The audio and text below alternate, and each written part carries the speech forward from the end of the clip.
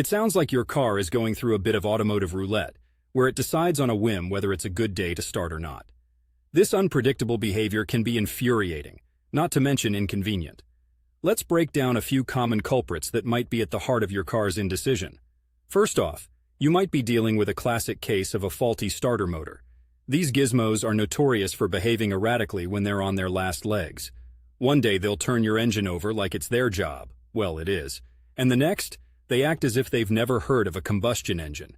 It's a classic symptom where the starter motor works when it's cold, but refuses to do its job once everything's warmed up a bit. Next in line could be an issue with your car's battery connections. Corrosion, loose cables, or damaged terminals can create an intermittent connection. This might explain why your car starts sometimes, and then acts like a stubborn mule the next. It's always a good idea to check and clean your battery terminals regularly, ensuring they have a tight and clean connection. Let's not forget the fuel system. Imagine inviting your friends over for dinner, but occasionally deciding not to serve food. That's kind of what's happening if your fuel pump is on the fritz, or there's a clog in your fuel filter. Sometimes, enough fuel gets through to start the engine, and other times it's like a famine in there. Consistent delivery of fuel is key, so having these components checked can clear up any start-stop issues.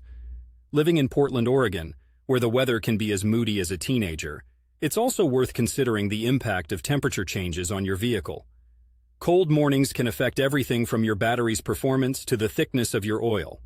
If your car starts when it's warmer but protests when the temps drop, consider the effects of your local climate. In the diagnostic journey of a car that only starts occasionally, an examination by a trusted mechanic is always the best route.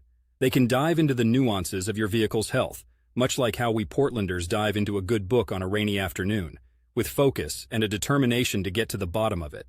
Remember, diagnosing car issues over the internet is a bit like trying to diagnose a sneeze via telegraph. Intriguing, but you're better off with a hands-on approach.